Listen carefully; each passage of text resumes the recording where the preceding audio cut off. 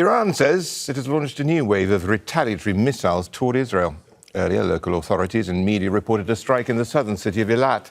Explosions were also heard over the central part of the country. Multiple attacks also targeted central Israel overnight. Nour Odeh is covering developments in Israel from Ramallah on the occupied West Bank. What more do we know? Because we do, of course, have a lot of security restrictions imposed by the Israeli authorities. Mm-hmm.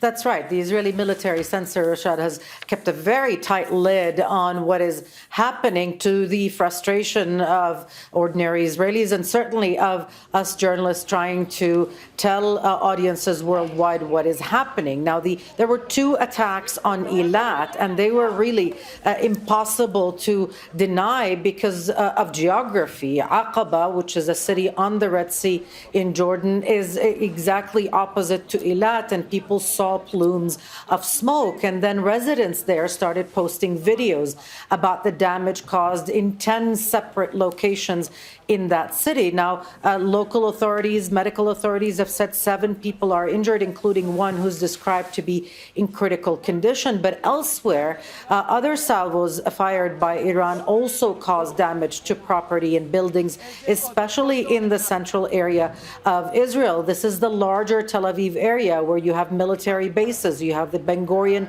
airport, you have other military and intelligence assets. We saw destruction there, but we do not know what the targets were. And of course, that continues to test the ability of the Home Front Command to ease restrictions. We're being told that perhaps by next week, 100 people might be able to gather in any one place, so long as there are public shelters up to code that can accommodate them, Rashad. Emmanuel Macron, the French president, has been calling for de-escalation and perhaps mediating between Israel and Lebanon. I mean, are they considering diplomacy, particularly on the Israeli side?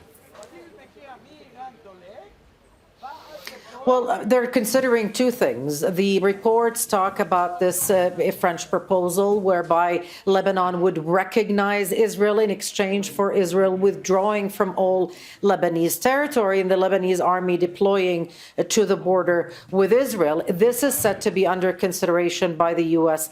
and Israel. In the meantime, the Israeli prime minister has assigned Ron Dermer, his confidant, as a mediator, someone who would be the go-between Israel and the U.S. on all things Lebanon. This while the cabinet is considering sending more troops and giving the marching orders for the occupation of 10% of Lebanon all the way to the Litani River. Interestingly, Rashad, 48 years ago today, Israel did just that, occupy that part of southern Lebanon all the way to the Litani. That lasted only a few days, and Israel was compelled by the UN Security Council to withdraw. No such pressure right now is felt by the Israeli government, who doesn't even feel that Washington will really apply a lot of pressure on Israel to do something it's not comfortable with. Nour, thank you. Nour Odeh there joining us from Ramallah.